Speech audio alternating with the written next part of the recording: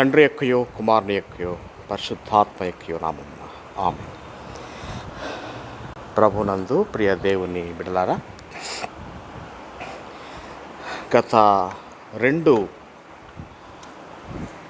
ధ్యాన సమయంలో మనము 18వ కీర్తనను 2 భాగాలుగా మనం ధ్యానం చేసుకున్నాం. 2 భాగాలుగా మనం ధ్యానం చేసుకున్నాం. వాస్తవానికి ఇది భాగములు చేసేటువంటి కీర్తన కానే కాదు. కారణం ఏంటంటే ఈ కీర్తన అంతా కూడా ఒకే స్లాట్లో ఇవ్వబడింది, వ్రాయబడింది. మరి అదేవిధంగా ఒకే స్లాట్లో, ఒకే విధానంలో, ఒకే ధ్యానంలో మనం దీన్ని చేసుకొనవలసినటువంటి అవసరత దీనికి ఉన్నది. కారణం ఏంటంటే దావీదు తన రచనలన్నిటిలో కూడా ఈ కీర్తనకు ఒక ప్రత్యేకత ఆపాదించుకున్నాడు. దానికి కారణం ఏంటంటే దేవునికిని దావీదునకు మధ్య ఉన్నటువంటి ప్రేమ దీనికి కారణమైనది. మరి ఎందుకు ఆ ప్రేమ వారిద్దరి మధ్య ఆ విధంగా నడుస్తుంది, కొనసాగుతుంది అనే దానికి మనము చాలా లోతైనటువంటి మాటలు గత కాలంలో మనం మాట్లాడుకున్నాం. ఒకటి 20వ వచనంలో నా నీతిని బట్టి యెహోవా నాకు ప్రతిఫలం ఇచ్చెను అనే మాట మనం చూసాం. 30వ వచనంలో దేవుడు యథార్థవంతుడు, యెహోవా వాక్కు నిర్మలము. అంటే ఇక్కడ ఈ 18వ కీర్తన 3వ ధ్యానమునకు ఈ 2 వచనాలను మనం ఉపోద్ఘాతముగా తీసుకొనడానికి అవకాశం ఉంది. ఒకటి నా నీతి అనగా దావీదు యొక్క నీతి. రెండవది దేవుని యొక్క నీతి, దేవుడు యథార్థవంతుడు 30వ వచనంలో. కనుక ఈ 20వ వచనము మరియు 30వ వచనము ఈ 2 వచనాలు మనకు కొట్టొచ్చినట్టుగా మనకు మరి ఉన్నటువంటి వాక్యాలు. ఒక్కసారి మరలా దీన్ని మనము ఒక్క మాటలో, ఈ కీర్తన అంతటిని కూడా ఒక్క మాటలో మనం ధ్యానం చేసుకోవాలంటే దానికి కీవర్డ్ అని మనం చెప్పుకున్నాం. మూల అంశము లేక మూల మాట, మూల వాక్యము లేక మూల పదం ఏమై ఉన్నదంటే యెహోవా నా యొక్క బలము. God is my strength. యెహోవా నా యొక్క బలము అనేది ఈ యొక్క కీర్తనకు మూల పదం, the keyword of the entire psalm. మరి 20వ వచనము ఒక్కసారి మనము పునః పరిశీలన చేసుకోవాల్సిన అవసరం ఉంది. ఇప్పుడు ఉన్నటువంటి ఈ లోక పరిస్థితుల్లో మానవులు ఒక్కొక్కరుగా మరణిస్తున్నటువంటి ఈ నేపథ్యంలో, అంటే ఈ దుర్భర పరిస్థితిలో ఈ విధంగా ఎంతోమంది పెద్దలు జాతీయ స్థాయిలో నుండి మరి మన సంఘ స్థాయిలో ఉన్నటువంటి పాస్టర్స్ వరకు ఎంతోమంది మరణిస్తున్నారు. ఆ మాటకొస్తే అన్యజనులు మరణిస్తున్నారు. మతములతో లేక సమాజములతో, భాషలతో, ప్రాంతీయతతో, రాష్ట్రాలతో సంబంధం లేకుండా ఎప్పుడు ఎవరు ఎక్కడ రాలిపోతున్నారో తెలియనటువంటి దుర్భరమైనటువంటి స్థితిలో మనం జీవిస్తున్నాం. ఒకరంటారు దేవుని యొక్క ఉగ్రత అంటారు, మరొకరు అంటారు ఇజ్రాయెల్ దేశాన్ని ప్రేమించాడు దేవుడు, అందుకే వారికి మాస్కులు పెట్టుకునేటువంటి అవసరత కూడా లేకుండా పోయింది. భారతదేశం దేవునికి దూరంగా జరిగిపోయింది, దేవునికి దూరంగా వెళ్ళిపోతుంది. అందుకే ప్రపంచవ్యాప్తంగా చూసుకుంటే భారతదేశంలోనే ఎక్కువ కీడు నష్టం జరుగుతుందని మరికొందరు అంటూ ఉంటారు. ఈ సోషల్ మీడియాలో చూస్తే అయోమయ పరిస్థితి. ఏ ఆహారాలు తినాలి, ఎటువంటి నియమాలు పాటించాలి, ఎటువంటి మందులు తీసుకోవాలి, ఎటువంటి వ్యాక్సిన్లు తీసుకోవాలి, ఈ విషయాలన్నీ కూడా మనకు మరి అగమ్య గోచరంగా అర్థం కానిటువంటి పరిస్థితిలో ఉన్నది. మనము అటువంటి స్థితిలో మనం జీవిస్తున్నాం.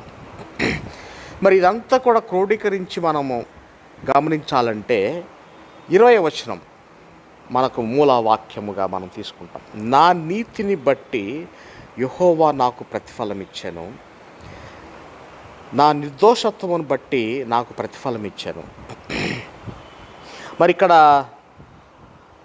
మొదటి వచనంలోనే ఇది మూల పదం అని మనం చెప్పుకున్నాం. యెహోవా నా బలమా, నేను నిన్ను ప్రేమించుచున్నాను అని అంటున్నాడు. అంటే దీని యొక్క సారం, ఈ కీర్తన అంతటికి సారం లేక టైటిల్ ఏమై ఉన్నదంటే, యెహోవా నా బలము కనుక నేను ఆయన్ని ప్రేమిస్తున్నాను.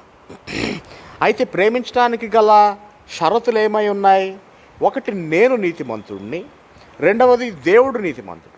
ఈ రెండు షరతులతో దేవుని యొక్క శక్తిని నేను బెరీజు వేసుకుంటూ, నన్ను నేను బెరీజు వేసుకుంటూ, దేవుని యొక్క స్థితిని లేక యథార్థతను, నీతిని బట్టి నేను దేవునికి దగ్గరగా ఉండడానికి ఇష్టపడుతున్నాను. దేవుని ఒక విధంగా కీర్తన అంతటికి కూడా ఉన్నటువంటి ఒక సారము లేక సారాంశము కావచ్చు. ఇప్పుడు మనము గత వారము మనము ఎక్కడి వరకు మనం ధ్యానం చేసుకున్నామంటే 32వ వచనం వరకు మనం ధ్యానం చేసుకున్నాం. అయితే 30వ వచనాన్ని మనం పీఠిక్గా మనం తీసుకుంటాము. 20, 30 వచనాలు అంటే 1వ వచనం, 20వ వచనం, 30వ వచనాన్ని పీఠిక్గా తీసుకుంటే మరలా మనము ఈ దినము 32వ వచనం నుంచి మనం ధ్యానం చేసుకున్నాం. గత వారం 31వ వచనంలో 31లో మనం ఏం నేర్చుకున్నామంటే, యెహోవా తప్ప దేవుడేడి, మన దేవుడు తప్ప ఆశ్రయదుర్గం ఏది.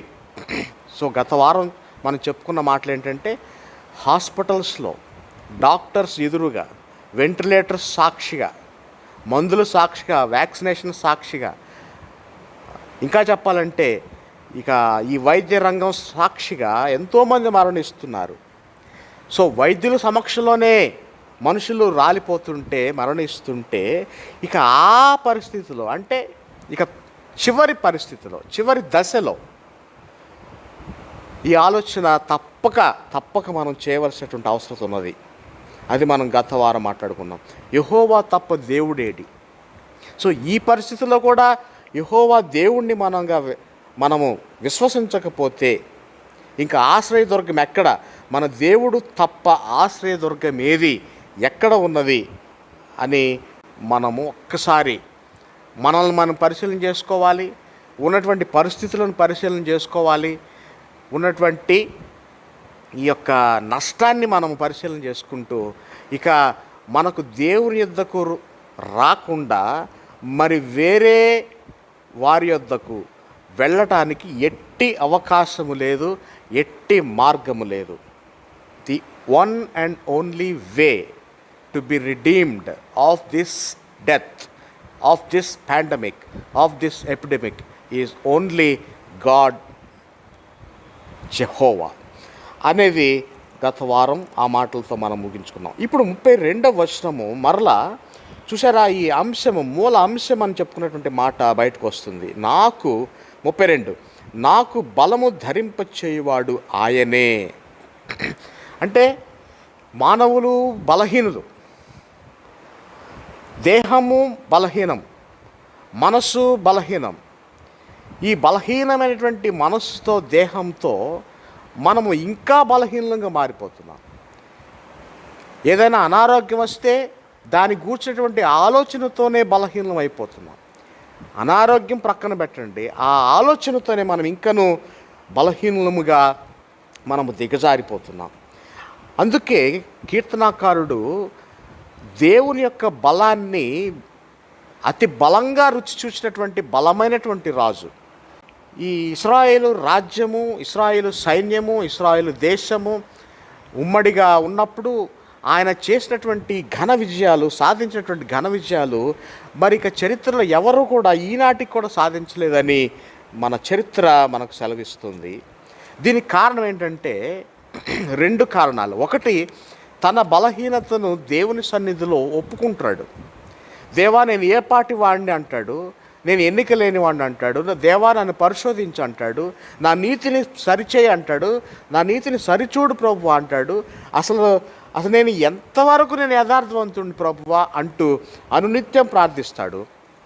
అనగా ఆయన బలహీనతలను తాను దేవునికి తెలియచేస్తూ ఉంటాడు. రెండవది ఏంటంటే ఎదుటివారి బలహీనతలను కూడా దేవునికి తెలియచేస్తూ ఉంటాడు. ఆ ఎదుటివారి బలహీనతలను తెలియచేసి దేవుని యొక్క దర్శనం ద్వారా, దేవుని యొక్క ప్రేరేపణ ద్వారా, దేవుని యొక్క నడిపింపు ద్వారా ఎదుటివారి బలహీనతల మీద తన బలహీనతలను అధిగమించి బలమైన దెబ్బ కొట్టాలని బలమైనటువంటి దేవుణ్ణి ఆయన ప్రార్థిస్తాడు. బలమైనటువంటి దేవుని ద్వారా బలహీనంగా ఉన్నటువంటి తాను ఎదుటివారి బలహీనతలను గమనించుకొని వారికి బలమైనటువంటి దెబ్బ కొడుతున్నట్టుగా మనము ఈ కీర్తన చివరి భాగంలో మనం చూస్తాం.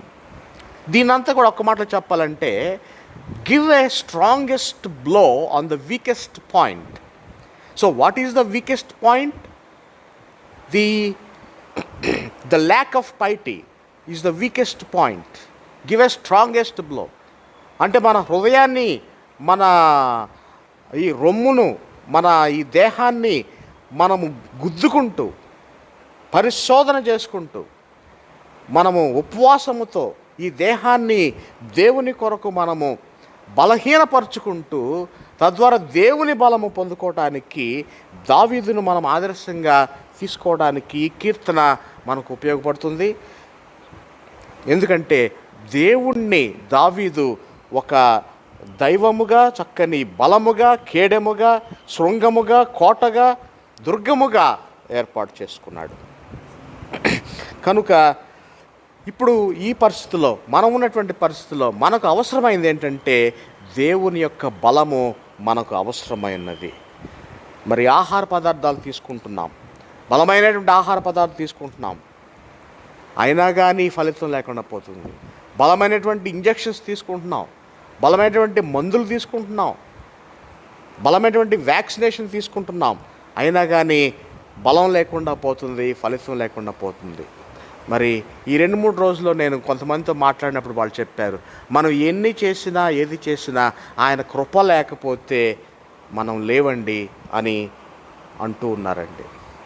మనం ఎంత సాధించినా, ఎంత పరిణితి సాధించినా, ఎంత బలము సాధించినా, దేవుని బలము మనకు జోడించబడకపోతే, దేవుని బలము మనకు ఆపాదించబడకపోతే మనము లేము అనేటువంటిది మరలా మనం జ్ఞాపకం చేసుకోవాలి. దానికి ఒక అనాలజీ, ఒక ఉదాహరణ కూడా 33వ వచనంలో తెలియచేశాడండి. ఏమంటున్నాడంటే, ఆయన నా కాళ్ళు జింక కాళ్ళ వలె చేయుచున్నాడు, ఎత్తైన స్థలముల మీద నన్ను నిలుపుచున్నాడు. ఈ జింక గురించి మనందరికీ తెలుసు. డిస్కవరీ ఛానల్లో కానివ్వండి, తదితర సంబంధిత ఛానల్స్లో కానివ్వండి, జింక గురించి మనము చూసినప్పుడు లేక నేర్చుకుంటూ ఉన్నప్పుడు, ఈ జింక పరిగెత్తుతూ ఉంటే వెనుక సింహం కానీ, లేకపోతే పులి కానివ్వండి, చిరుత పులి కానివ్వండి, వేటాడుతూ ఉన్నటువంటి సమయంలో ఈ యొక్క పులులు, సింహాలు, చిరుత పులులు చాలా బలమైనటువంటి జంతువులు మనందరికీ తెలుసు. కానీ జింకని పట్టుకోలేవండి ఇవి. ఇక జింక అలసిపోతే అని చెప్పలేం, కానీ జింకను పట్టుకోవాలంటే చాలా శ్రమ పడాలి. కారణం ఏంటంటే, జింకలో ఉన్నటువంటి శక్తి ఏంటంటే, పులిలో లేక ఈ అడవి మృగాల్లో లేని శక్తి జింకలో ఉన్న శక్తి ఏంటంటే మోకాలులోని సత్తువ. ఈ అడవి మృగాలు, బలమైనటువంటి మృగాలు వేగంగా పరిగెత్తగలవు, కానీ వేగంగా ఆగలేవు సుమా. కానీ జింక మాత్రము ఎంత వేగంగా పరిగెత్తుందో ఒక్క క్షణంలో లేక అరక్షణంలో ఆగి తన యొక్క డైరెక్షన్ మార్చుకొని, లేక తన యొక్క పరుగును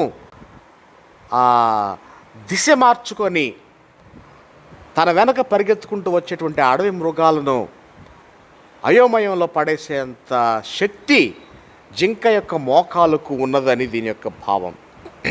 ఎందుకు జింక కాళ్ళతో పోల్చాడంటే, ఈ రోజున మోకాళ్ళు లేని వారు ఎంతోమంది ఉన్నారు. కుర్చీలో నుంచి లేవలేని వారు ఉన్నారు, అసలు నడవలేనటువంటి వారు ఉన్నారు. ఒకవేళ నడిచినా వేగంగా నడవలేని వారు ఉన్నారు, వేగంగా నడిచినా పరిగెత్తలేనటువంటి వారు ఉన్నారు.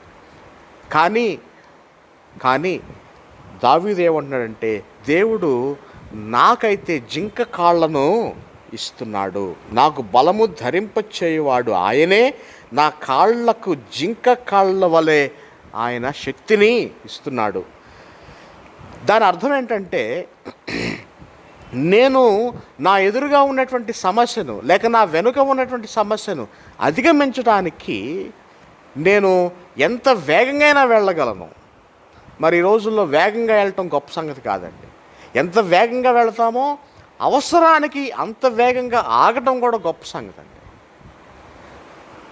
ఇక్కడ ఈ జింక ఉదాహరణతో మనం నేర్చుకోవాల్సింది ఏంటంటే, ఆ వేగములో ఆగటం. Stop there, take a diversion. ఈ భయంకరమైనటువంటి ఈ పాండమిక్ అనేటువంటి దుర్దినాల్లో stop there, take a direction, and the direction is God. The direction is the sanctuary of God. The direction is the word of God. The direction is the way of God. దేవుడిచ్చేటువంటి మార్గమే ఆ యొక్క దిశ. ఆ దిశలోనికి మనము మార్చబడాలంటే మన పరుగుకు మనమే కళ్ళెం వేసుకోవాలి. కళ్ళెం వేసుకోవడానికి కూడా దేవుడు తన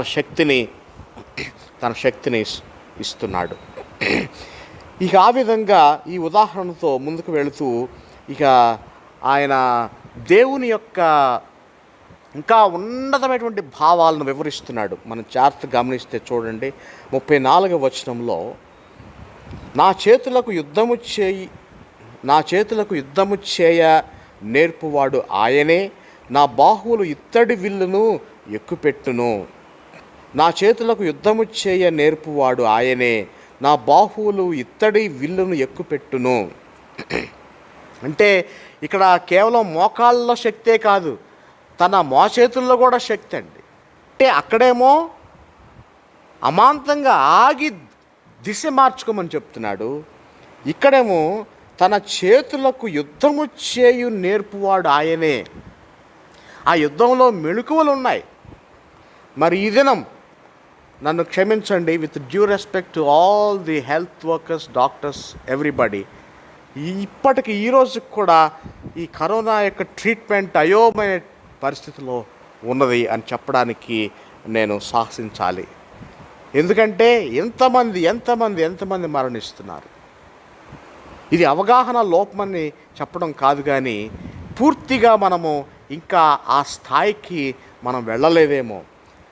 దేవుడు పెట్టినటువంటి ఈ వేగం ఏదైతే ఉన్నదో ఆ వేగంలోనే మనం ఉన్నాం, కానీ ఆ వేగాన్ని పెట్టినటువంటి దేవుణ్ణి మర్చిపోతున్నాం.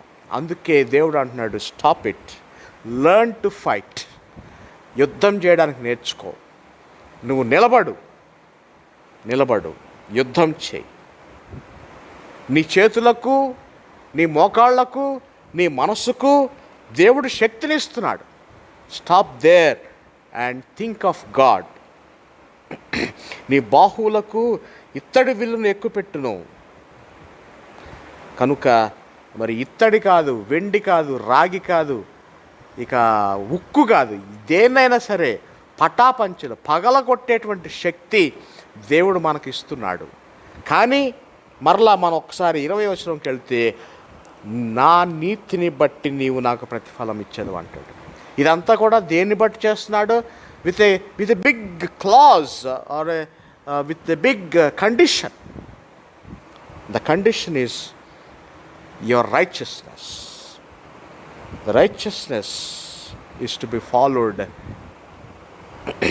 by your prayers, and the God's blessings are followed by your righteousness. ఈ విధంగా దేవుడు మనతో మాట్లాడుతున్నాడు. తర్వాత 35వ వచనంలో, నీ రక్షణ కేడమును నాకు అందించుచున్నావు, నీ కుడి చేయి నన్ను ఆదుకొనెను, నీ సాత్వికము నన్ను గొప్ప చేసెను. ఇక్కడ ఈ మాటల్లో చాలా స్ట్రైకింగ్ మాట ఏంటంటే, నీ సాత్వికము నన్ను గొప్ప చేసెను. ఆ మాట ఎంత లోతైనటువంటి మాట అండి. మనల్ని గొప్ప చేయడానికి దేవుడు సాత్వికం కలిగి ఉన్నాడంట. మరి ఇప్పుడు ఉన్నటువంటి పరిస్థితులు చూస్తే అలా అనిపించట్లేదు మనకి. దేవుడు ఉగ్రుడై విరుచుకుపడినట్టుగా మనం చూస్తున్నాం. కానీ వాస్తవానికి దేవుని యొక్క మనసు ఏంటంటే, ఆయన సాత్వికముతో ఉన్నాడంటూ మనకు విజయాన్ని ఆపాదించడానికి ఆయన ఇదంతా కూడా చేస్తున్నాడు. ఎందుకంటే ఆయన జీవాధిపతి జీవము కలిగినటువంటి దేవుడు కనుక ఆయనకి ఏదైనా సాధ్యం. Anything is possible, anything is possible and nothing is impossible to God. మనకు ఏమి చేయాలన్నా, మనకు ఏమి చేయవలనైనా సరే కేవలము అది దేవునికి మాత్రమే సాధ్యం. మరి దేవుడు ఏం చేస్తున్నాడంటే మరణాన్ని ఎదురుగా ఉంచాడండి. మరణాన్ని ఎదురుగా ఉంచిన ఈ ప్రజానీకం ఏమంటున్నారు? దేవుణ్ణి దూషిస్తున్నారు. ఎవరు అడిగారండి? మమ్మల్ని పుట్టించమని, మమ్మల్ని కనమని ఎవరు అడిగారండి అని అంటూ ఈ యొక్క మానవాళి దేవుని వైపు చూస్తున్నాడు. దేవుని వైపు చూస్తున్నారు. ఏ విధంగా చూస్తున్నారంటే దీనంగా చూస్తున్నారు, కోపంగా చూస్తున్నారు, దేవుని మీద పోట్లాడాలని చూస్తున్నారు. కానీ దేవుణ్ణి తనదైనటువంటి శైలిలో దేవుని ప్రక్క నుంచి చూడలేనటువంటి స్థితిలో మానవుడు ఉంటున్నాడు. దేవుని యొక్క స్థితి ఏమైనదంటే ఆయన మనకు శక్తినిస్తాడు, బలమునిస్తున్నాడు. ఈ కీర్తన యొక్క మూల పదం బలం. దానికి తాను మరొక అనాలజీ వాడుతున్నాడు. ఏంటంటే కుడి చేయి ఏమై ఉన్నది?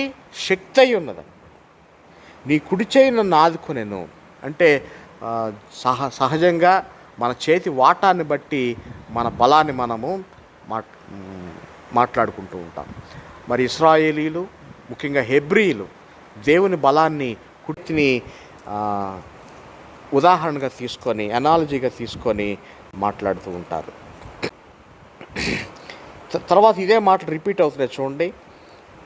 దేవుని యొక్క సాత్వికము నన్ను గొప్ప చేశాను అని అంటూ నా పాదములకు చోటు విశాలపరిచితివి, నా చీలమండలు బెణకలేదు. ఇది మరొక లోతైనటువంటి మాట అండి. ఆ పాదములు విశాలపరచడం ఏంటంటే ఆయన రాజ్యాన్ని విస్తరింపజేశాడు. ఆయన నిలబడాల్సినటువంటి స్థలాన్ని పెంచుకుంటూ పోతున్నాడు. ఆయన మరి అక్కడ లోకల్గా ఉన్నటువంటి సియోనును స్థాపించుకున్నాడు. తర్వాత రబ్బాత్, అమ్మోన్ అనేటువంటి ప్రాంతాలను ఆయన ఆక్రమించుకున్నాడు. జోబ్బా, రెహోబ్ అనేటువంటి ప్రాంతాలను ఆయన ఆక్రమించుకున్నాడు. ఇంకా ఎన్నో ఆక్రమించుకున్నాడు. దమస్కుని, సిరియాని ఆయన ఆక్యుపై చేశాడు. ఇక ఆయన యొక్క చీలమండము అంటే ఆయన యాంకిల్స్, ఇందాకేమో మోకాలు, ఇప్పుడేమో చీలమండం, యాంకిల్స్, ఈ రెండు కూడా బలంగా ఉన్నాయి. ఇందాక చెప్పినటువంటి మాటలను బట్టి ఆయన మోచెయ్యి కూడా బలంగా ఉంది. ఇంకా చెప్తే వీటన్నిటికి మించి దేవుడు యథార్థవంతుడు. అంత మాత్రం కాదు కానీ దావీదు కూడా నీతిమంతుడు కనుక ఇవన్నీ కూడా జరుగుతున్నాయి. మనము దీనిలో నుంచి నేర్చుకోవాల్సినటువంటి పాఠాలు ఏమంటే యథార్థముగా ఉన్న వారిని దేవుడు రక్షిస్తాడు, యథార్థంగా ఉన్న వారిని దేవుడు లేవనెత్తుతాడు, యథార్థంగా ఉన్న వారిని దేవుడు కరుణిస్తాడు అనే మాటలు మనం చూస్తాం. మరి మరణించినటువంటి వారందరూ యథార్థత లేనివారా అని ప్రశ్న వస్తే నేనైతే దానికి జవాబు చెప్పలేను. కారణం ఏంటంటే అది దేవుని యొక్క అభీష్టంలో జరుగుతూ ఉంది, మనకు తెలియదు. But in his own time he does things. ఆయన చేసినటువంటి పనులు చూడడం తప్ప మనం మాట్లాడడానికి మనకు అర్హత లేదని గత ఆదివారం తెలుసుకున్నాం, గత ధ్యానంలో కూడా మనం తెలుసుకున్నాం, ఈ దినం కూడా మనం తెలుసుకుంటున్నాం. ఇక ఆ విధంగా వచనంలోకి వెళ్ళిపోతే 37వ వచనంలో నా శత్రువులను తరిమి పట్టుకొందును, వారిని నశింపచేయు వరకు నేను తిరగను. ఇక్కడ కొన్ని బైబిల్స్లో వెనుతిరగనని ఉందండి, కొన్ని ప్రాచీన ప్రతుల్లో వెనుతిరగననే మాట ఉంది. నేను ఇదే స్థాయిలో, ఇదే విశ్వాసముతో, ఇదే మోచేయి బలంతో, ఇదే మోకాలు బలంతో, ఇదే చీలమండల బలంతో నేను పరిగెత్తుతాను. దేవుని జ్ఞానంలో పరిగెత్తుతాను, దేవుని యథార్థతను కొనియాడుతూ పరిగెత్తుతాను, నా నీతిని కూడా నేను పరిశీలన చేసుకుంటూ పరిగెత్తుతాను. చివరకు నేను వెనుతిరగను. మొన్న వీడియో చూశానండి. ఒక 10 మంది డాక్టర్లు ఒకరి చేతిలో ఒకరు పట్టుకొని we shall overcome one day అంటూ ఆ చక్కని ఇంగ్లీష్ కోరస్ పాడుకుంటున్నారు. నేను వెనుదిరగను. We shall overcome with all the strength and might of God, we shall overcome. నేను దానిని తరిమి కొట్టాలి. దేనినంటే మనకున్నటువంటి సమస్యను, మనకున్నటువంటి శోధనలను, మనకున్నటువంటి అనారోగ్యములను, మనకున్నటువంటి ఈ మహమ్మారిని తరిమి కొట్టాలి. అప్పటి వరకు నేను నిద్రపోయే ప్రసక్తి లేదు, నేను వెనుతిరగను అని అంటున్నాడు. వారందరూ, శత్రువులందరూ కూడా నా కాళ్ళ కింద పడాలి. 38వ వచనంలో నా కాళ్ళ కింద పడాలి అంటున్నాడు. నేను వాడిని అణగద్రొక్కాలి. మరి ఇప్పుడు మన ఎదురుగా ఉన్నటువంటి తక్షణ కర్తవ్యం ఏంటంటే ఈ మరణాన్ని మనము అణగద్రొక్కాలి. ఈ మరణానికి మనము కళ్ళెం వేయాలి. ఈ కరోనాకు మనం కళ్ళెం వేయాలి. ఎందుకంటే ఇది కేవలము మానవుని యొక్క అనైతిక విలువలను బట్టి దేవుడు ఇచ్చినటువంటి తన చిత్తము. కానీ నీతి కలిగినటువంటి వారిని ఆయన సంరక్షిస్తాడని, లేవనెత్తాడని, బలం ఇస్తాడని, శక్తి ఇస్తాడని, ఆరోగ్యం ఇస్తాడని, పాదములకు చోటు విశాలపరుస్తాడని ఆయన వాగ్దానాలు మనకు అందిస్తున్నాడు. ఇక 39వ వచనంలోకి వెళితే, యుద్ధమునకు నీవు నన్ను బలము ధరింపజేసితివి, నా మీదకు లేచిన వారిని నా క్రింద అణచివేసితివి, నా శత్రువులను వెనుకకు నీవు మళ్ళ చేసితివి, నన్ను ద్వేషించు వారిని నేను నిర్మూలము చేసి తిని, వారు మొర్రపెట్టిరి కానీ రక్షించువాడు లేకపోయాను, యెహోవాకు వారు మొర్రపెట్టుదురు కానీ ఆయన వారికి ఉత్తరమీయకుండును. ఇక్కడ ఈ 3 వచనాల్లో మనం నేర్చుకునేది ఏంటంటే ఇప్పుడున్నటువంటి యుద్ధమునకు మనకు బలం అవసరమై ఉన్నది. మన మీదకు లేచేటువంటి ఏ శక్తి అయినా సరే అణగదొక్కబడాలి. మన శత్రువు మన వెనుకకు వెళ్ళిపోవాలి. అయితే ఇక్కడ తన యొక్క అక్షరార్థాన్ని బట్టి మనం చూసే మాట ఏంటంటే శత్రువులు మొరపెడుతున్నారట. శత్రువులు మొరపెడుతూ ఉన్నారు, కానీ వారి ప్రార్థన వినటానికి ఎవరు లేరండి. ఎందుకంటే జీవము కలిగినటువంటి దేవుడు ఇక్కడున్నాడు. వారి ప్రార్థన వినవలసినటువంటి దేవుడు ఇక్కడున్నాడు. నిజమైన దేవుడు, యథార్థవంతుడు ఇక్కడ ఉన్నాడు. అందుకే వారిని రక్షించువాడు లేకపోయాను. వారు మొరపెట్టిది కానీ రక్షించుటకు వారు లేకపోయాను. ఈ రోజున సీరియస్గా ఒక ప్రశ్న వేస్తాను నేను, నేను వేసుకుంటాను. ఈ రోజున ఇప్పటికిప్పుడు నేను ఐసీయూలోకి వెళ్ళిపోతే, వెంటిలేటర్ మీకు వెళ్ళిపోతే ప్రార్థన చేయడానికి కూడా నాకు అర్హత లేదు.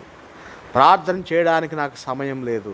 ప్రార్థన చేయడానికి, దేవుణ్ణి వేడుకొనడానికి నాకు ఆరోగ్యము లేదు, బలము లేదు, సత్తువు లేదు. నేను ఏ పాటి వాడిని ఏమి చేయగలను? ఒకవేళ దేవుడు మనతోనే ఈ మాట మాట్లాడుతున్నాడు. వారు మొరపెట్టిరి కానీ దేవుడు వారికి ఉత్తరం ఇయ్యలేదు. వారు ఎంత ప్రార్థన చేశారో మనకు తెలియదు. ఆ విషయాలు తదితర ఆ సాక్ష్యాలు మనం వింటూ ఉన్నాం, బాధపడుతూ ఉన్నాం. కానీ దేవుని మనసులో ఏమున్నది, ఎందుకు ఆయన ప్రార్థన వింటలేదు అనే దానికి దేవునికే తెలియాలండి. The facts are best known to God himself. వారు మొరపెట్టుదురు కానీ ఆయన వారికి ఉత్తరం ఇవ్వకుండా. ఒక భక్తుడు అంటాడు, దావీదు తన రాజ్యంలో ఉన్నటువంటి శత్రువుల గురించి కూడా ఇదే స్థాయిలో మాట్లాడుతున్నాడు. తన రాజ్యంలో తన మీదకు దండెత్తినటువంటి కొంతమంది శత్రువులను ఉద్దేశించి మాట్లాడాడు. వారు చేసిన ప్రార్థన కూడా దేవుడు ఆలకించలేదు. అందుకే దేవుడు దావీదునకు తన యొక్క పాదము మోపడానికి స్థలాన్ని విశాలపరచాడంటూ దావీదు గొప్ప సాక్ష్యాన్ని ఇస్తున్నాడు. దేవుడు సమీపముగా ఉన్నప్పుడు మనం ఆయన వెతకాలి. ప్రార్థించడానికి శక్తి ఉన్నప్పుడు ఆయన వెతకాలి.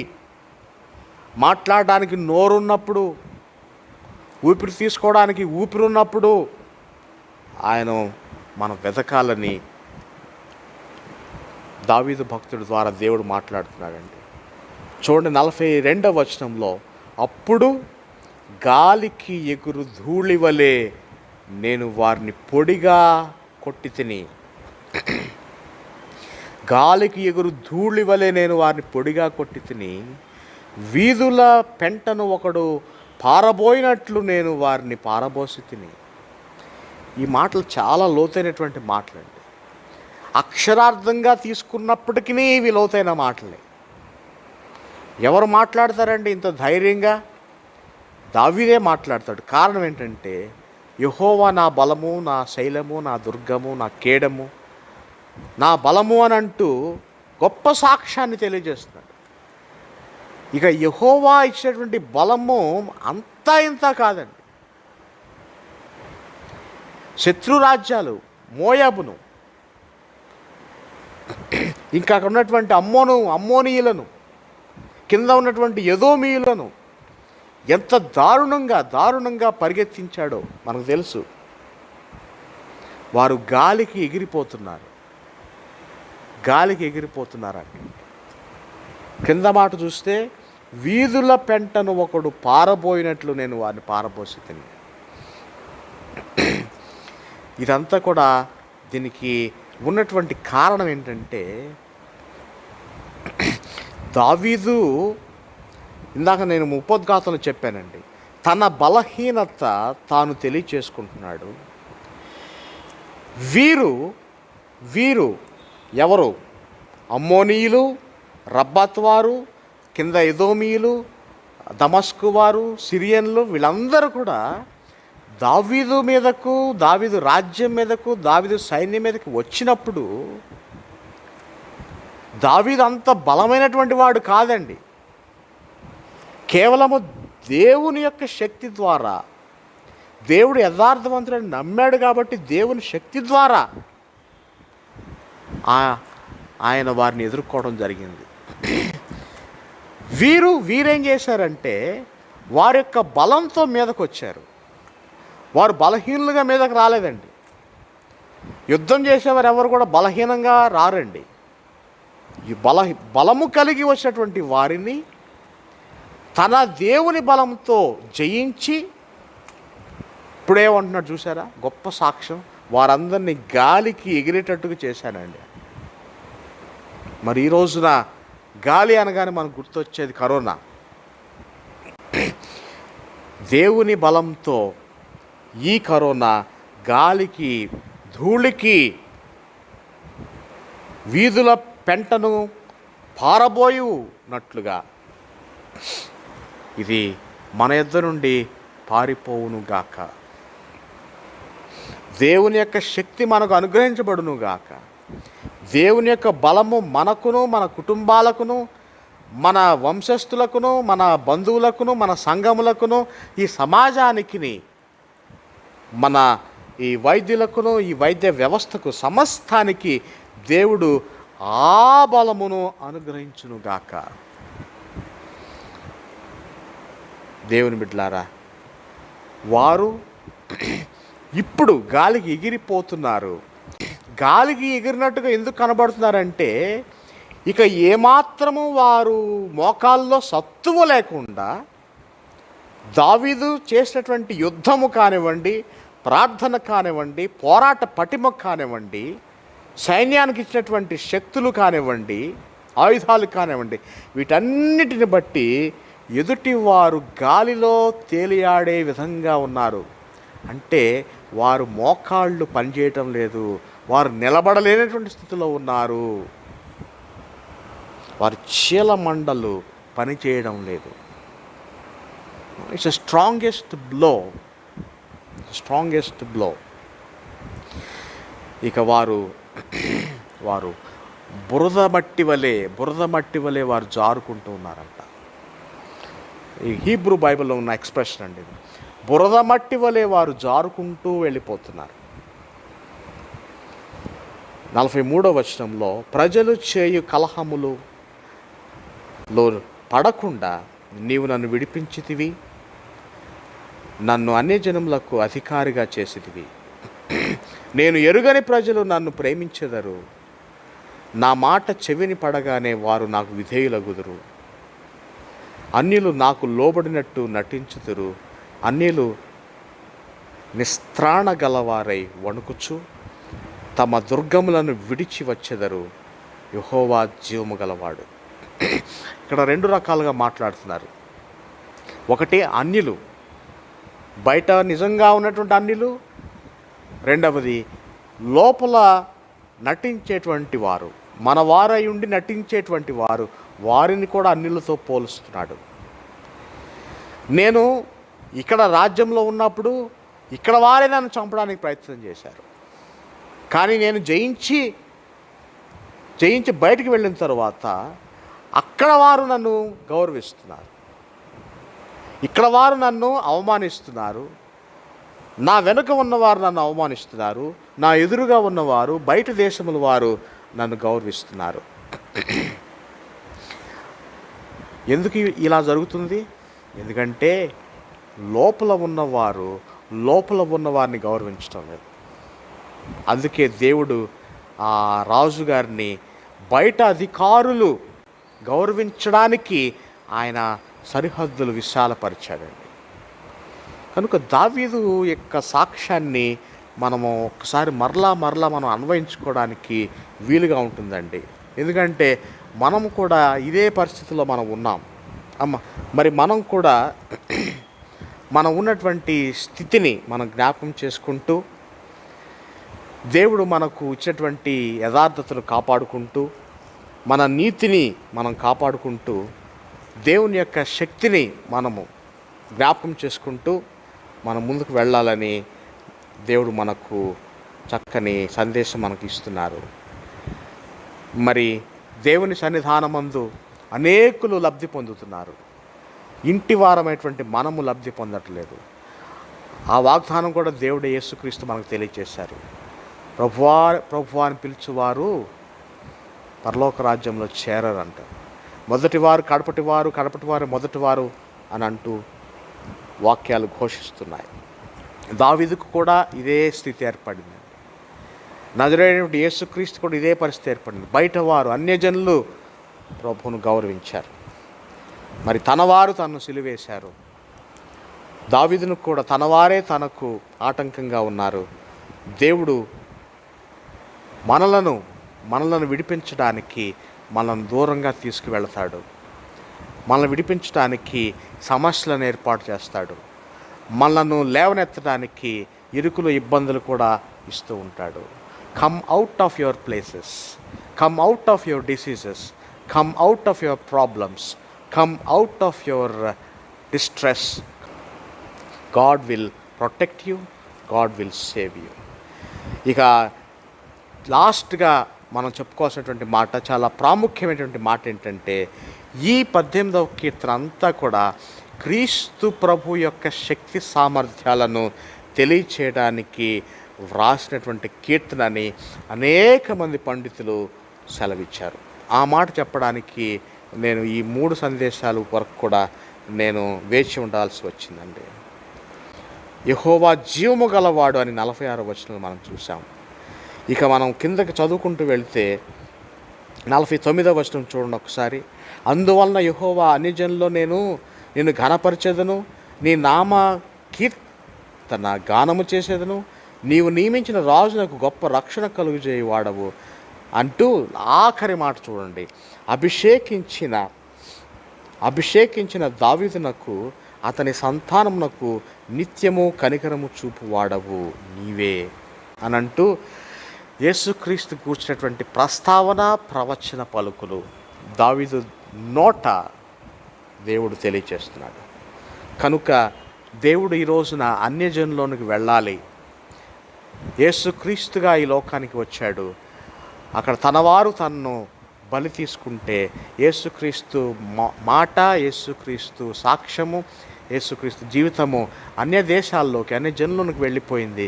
ప్రపంచం అంతా ఆయన్ను వెంబడిస్తున్నారు, ఆయన విశ్వసిస్తున్నారు. కానీ కొంతమంది ఇంకా ఆయన తెలుసుకోకుండా వారు ఉన్నారు.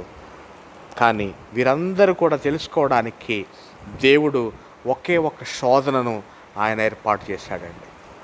ఆ శోధనను మనం జయించడానికి శక్తి ఉండగానే, ఆలోచన ఉండగానే, పరపతి ఉండగానే, ఆరోగ్యం ఉండగానే మనం ప్రార్థన చేయాలని దేవుడు మనతో మాట్లాడుతున్నాడు.